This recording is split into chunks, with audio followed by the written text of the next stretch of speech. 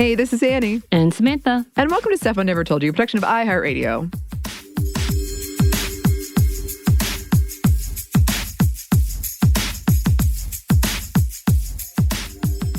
And welcome to another sub segment of Fictional Women Around the World. We are doing 2 this month because Samantha is taking the lead on a very big project. And everything I do is a little extra slow. No, but it's a lot that you're working on, and it should be coming out soon. But I do have 58 tabs open for this one episode. Wow, yeah, it's a lot, everybody. And that stresses me out because I don't know if I've ever said this, but I don't like having too many tabs open. Yeah. So every time Samantha tells me something like that, it's like I'm like fanning my face in panic. Yeah, Just it's growing. It's only growing because it's become like a mini series. Has nothing to do with this episode. It's become a mini series, trying to get it in, but there's so many questions and so many things I want to talk about. Mm-hmm. Y'all, it's a lot. Yeah. But yes, and thank you for taking this. But at the same time, you're like, I get to do 2 Star Wars stuff? Yeah. I'm very, very excited. It actually is related to what you're working on. Okay. So today we are talking about Mon Mothma, but because as we're recording this, it's a big recording day. It's Life Day also, which is Star Wars holiday. I do have some updates I want to put in here. Okay. Some Star Wars updates, because Mon Mothma, if you don't know, is from Star Wars. Which, I just figured out Mon Mothma, is that the monotone-faced woman in the original trilogies? Return of the Jedi? Oh, yes. Okay, all right, where she kind of talks very slowly. Yes. Oh, I can't wait to talk about it. Okay, so that's her. Yes. Oh, I thought that when I was... Okay, so I'm only in the beginning of this Andor. So, yes. Okay. All right, keep going. Wow, I just got so excited. Click. Yes, okay.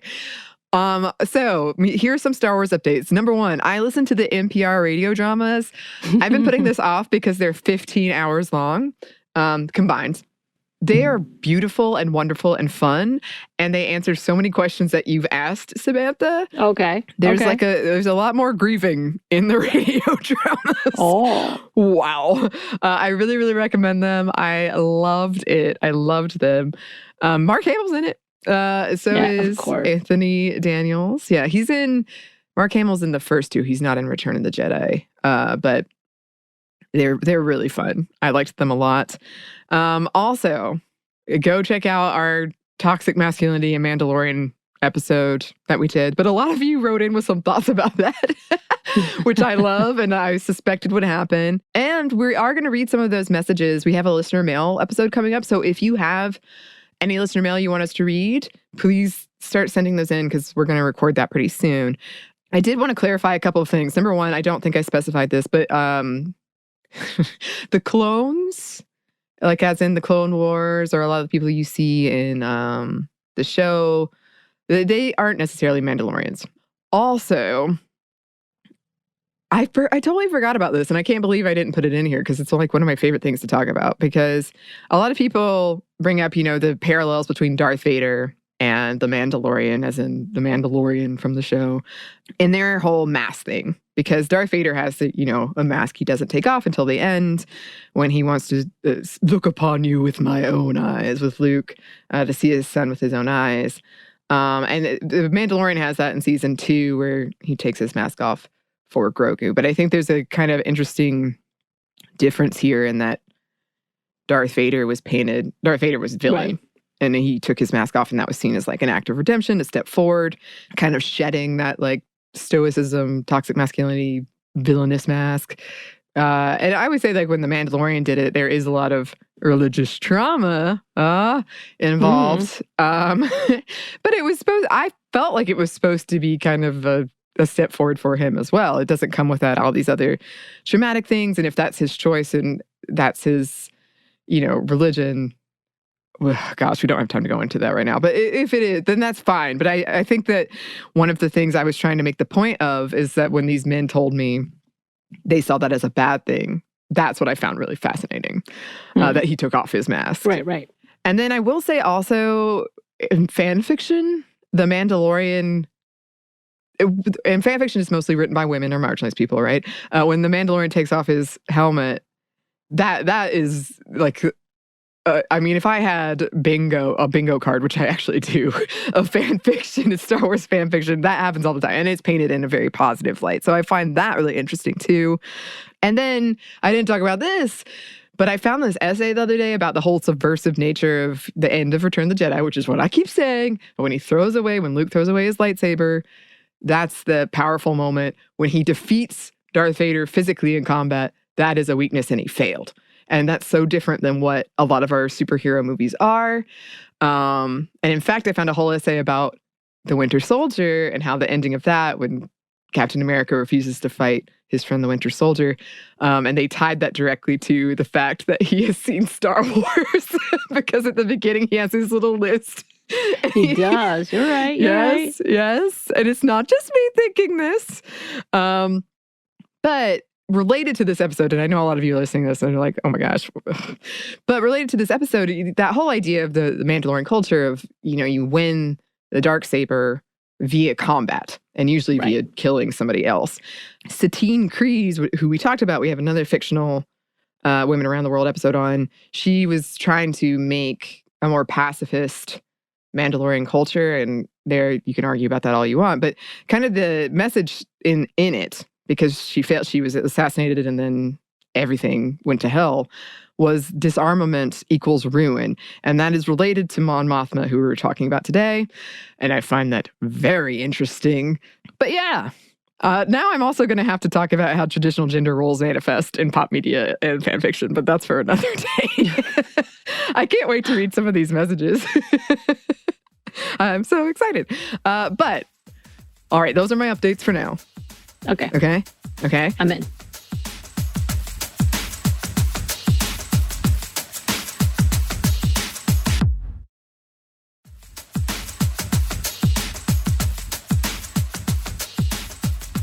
Now we are going to talk about Mon Mothma, and there are going to be some spoilers for Andor, which as we speak, the season finale is next week.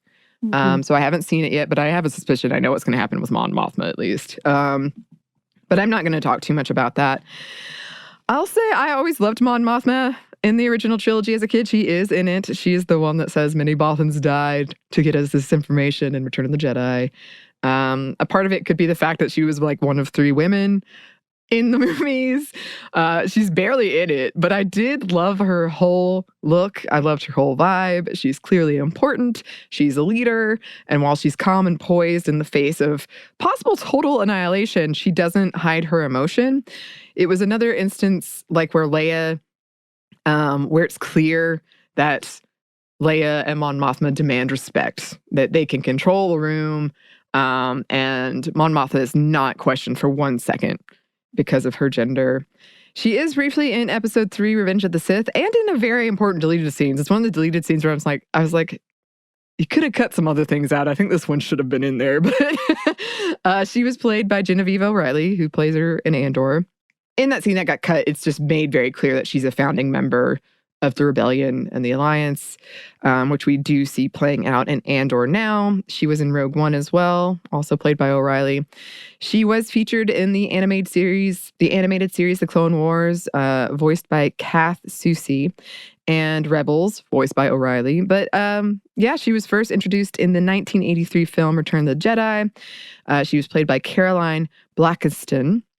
And Blackiston put all kinds of thought into the role, even though she often joked she was only in the movie for 26 and a half seconds. But apparently they changed the script right when she was walking in, and she didn't really know what any of it meant. Like, what is a Bothan? Who knows? So she decided to portray this character as a moon mother because she thought Mon Mothma sounded kind of like Moon Mother, and a lot of it takes place on the moon. But she was going for very cool and collected because of that.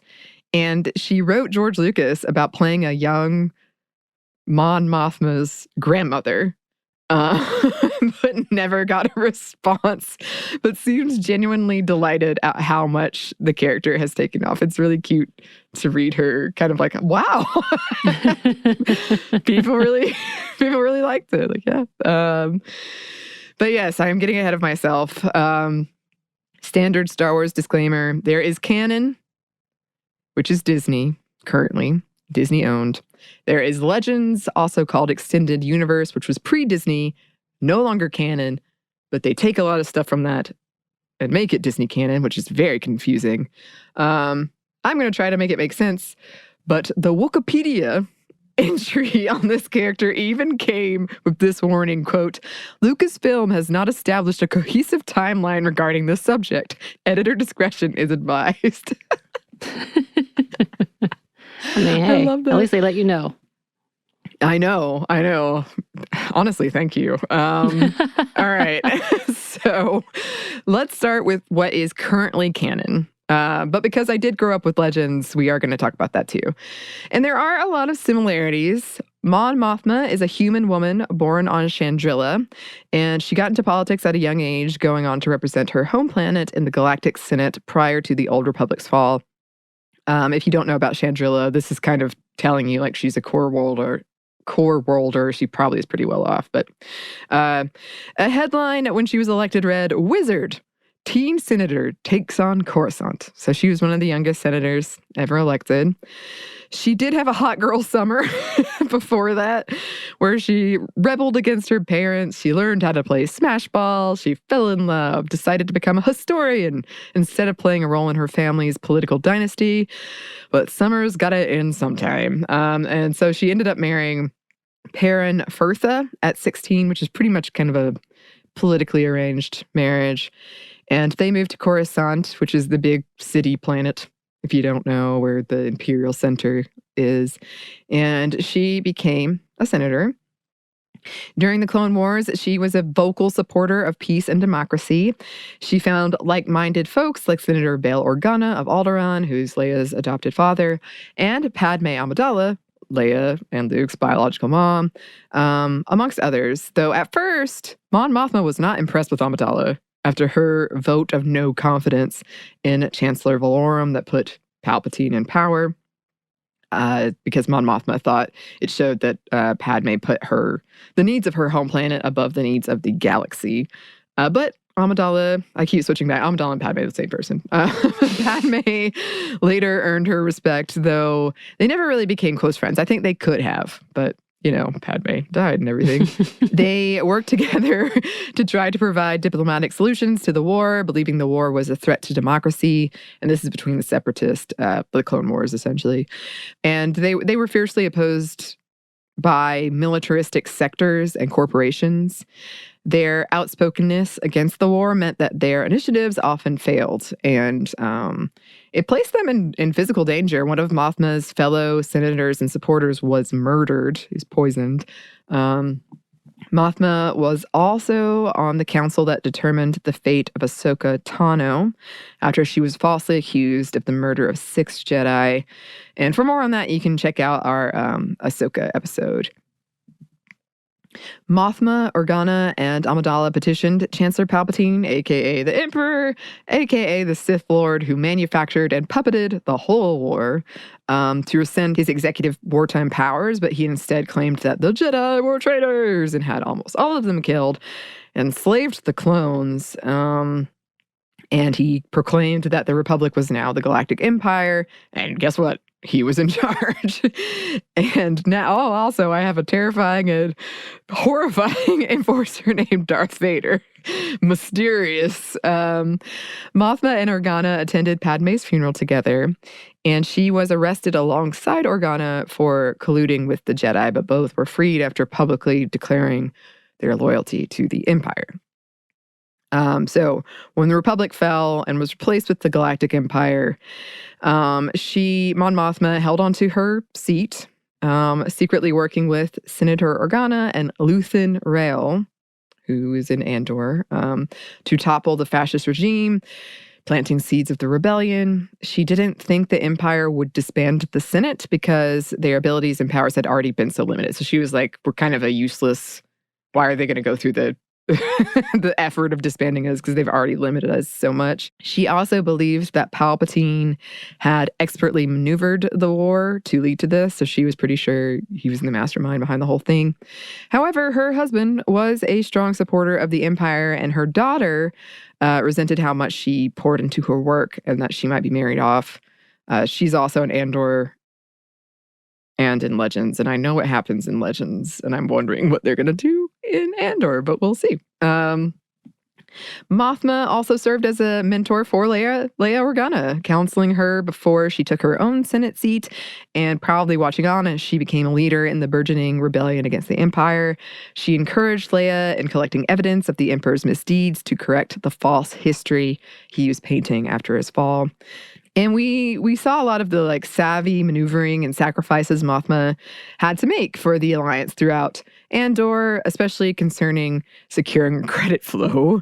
Mothma continued to be a vocal detractor of the Empire as safely as she could be, and even the Emperor himself. She publicly denounced him and left the Senate after the Gorman massacre and was labeled a traitor and put on the Empire's most wanted list. The Ghost Crew from Rebels, the show, got her out of there before she could be arrested, and she officially founded the Alliance to Restore the Republic. I don't know what's going on in Andor, but whatever. Most of the rebels, I'll find out soon. Most of the rebels joined up, but not all, including Saw Gerrera and the like, who caused her a lot of problems because basically he was seen as more militant and extreme.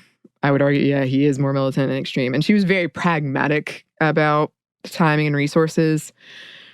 We see this depicted in Andor too, with her cousin Val. Oh, that was a spoiler. Oh well. Whoops.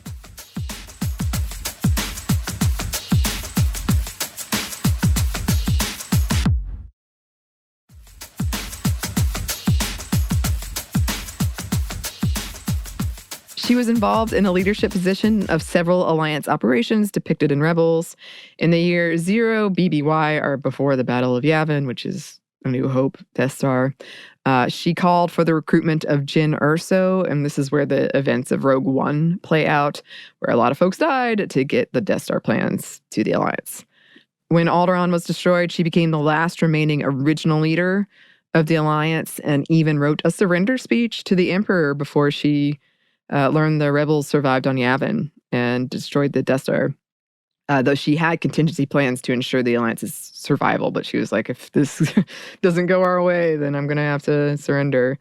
She made several difficult decisions like that during her time, including not devoting resources to rescue Luke Skywalker after he was captured on his mission by Gracchus the Hutt. She encourages Leia to pursue love. She approves of her mission to save Han Solo and also confides intelligence that the Emperor has a second Death Star and intends to destroy any planet that houses rebellion, including Mothma's home planet of Chandrila. And she expressed concern that Leia was putting herself at too great a risk by volunteering for that last mission. But Leia was like, nope, got to do it. Mm-hmm. She helped lead the Alliance during the Galactic Civil War, including when she pops up during Return of the Jedi. When the Empire was defeated, Mon Mothma became the New Republic's first chancellor. She oversaw the passing of the Military Disarmament Act and the stripping of the Chancellor's emergency wartime powers, things that later helped the First Order rise. So that's what I meant at the top when people sometimes blame her for the First Order's rise because she was taking away the weapons, but also oh gosh, I don't have time to get into a political argument right now. When Mon Mothma left office, factions were engaged in fierce debate about the government's future. And during her tenure, she still had these difficult decisions and compromises to make, including ones she would have protested as a senator. That's sort of her inner war during this time, her inner conflict. She and Leia frequently disagreed. And Mothma always was pushing for pragmatism. Lots of political machinations, spying, making of deals happened. She supported Leia publicly when her parentage was revealed. The First Order was like, oh, guess what? Her dad is Darth Vader. And Mon Mothma supported her. Mon Mothma listened to her constituents and constantly worried about becoming the next Palpatine. All right, so that's sort of where we are with canon. I want to very briefly go over Legends. Okay, so it's pretty similar in Legends. She was a bit more open in her defiance of the Empire during her time in the Senate in it. She did tutor Leia. She had to flee from the Empire after the Empire grew tired of her opposition. She was betrayed and arrested by Darth Vader, but later escaped and continued to lead the Alliance. She helped her nephew become an Imperial spy, which is a really intense storyline. When the Organas were killed, Mothma was accused of trying to usurp power in the Alliance and become the next Palpatine. But she proved her dedication to democracy. She led that Return of the Jedi meeting, even after learning about the death of her son just before. After the Battle of Endor, she became the Chief of State of the New Republic, a position she held for 11 years, and she led the new government through multiple military threats. She officiated Leia and Han's wedding, and she was succeeded by Leia Organa, and she died peacefully in her sleep, even though she had been poisoned. It was like this poison they couldn't get rid of, so she had kind of this long fight with illness, but she died peacefully. She did serve again temporarily when Leia had to go off and rescue her brother, and apparently sent Luke on a mission to find Lando a wife. I don't remember that, but I believe it happened. She was a guest of honor at Luke and Mara Jade's wedding. And an important New Republic ship was named after her. So she did a lot. She was very important. She was pivotal to this whole thing. And O'Reilly, the actress who's playing her, said of the character, "You don't have to look too far, no matter which profession you work in, to see women who are trying to affect change from within. I looked at different female leaders around the world, and sadly, we don't really have enough of them still. Often they are lonely voices or voices that others are trying to silence. I see a correlation with those voices and with Mon's voice. For me, I didn't have to look too far to see the women that I believe can be reflected in Mon's fight. I recognized her. I recognized her fights. I want to stand up for her as a character because I think we can all recognize her." No. Yeah. Yeah. So, her husband is a bad guy. I'm not quite there. I just got introduced to him. Oh, well, he's not great. I'll tell you that. Yeah, sorry for any accidental spoilers in there. And again, I appreciate you, Samantha, for just letting me go, like, plow through. I'm down. The fact that I was like, oh, that's her, was the only thing I have. Yeah. Yes. It is funny. She had like 26 seconds in that movie, and we were all like, but what about her, though? I want to know all about her. She's very regal. She is quite regal. She's quite regal. And I love her fashion in the show. Yeah. Whoever's doing the wardrobing is top notch. It's gorgeous. Yeah. So she actually portrayed the actress that plays Mon Mothma and/or portrayed it in the secondary movies. I don't know what they are. What are they? Not the originals. They're She in the prequel trilogy. Yeah.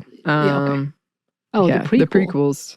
She was in Revenge of the Sith, and she was in Rebels as a voice, and Rogue One. Yeah, so same. Okay.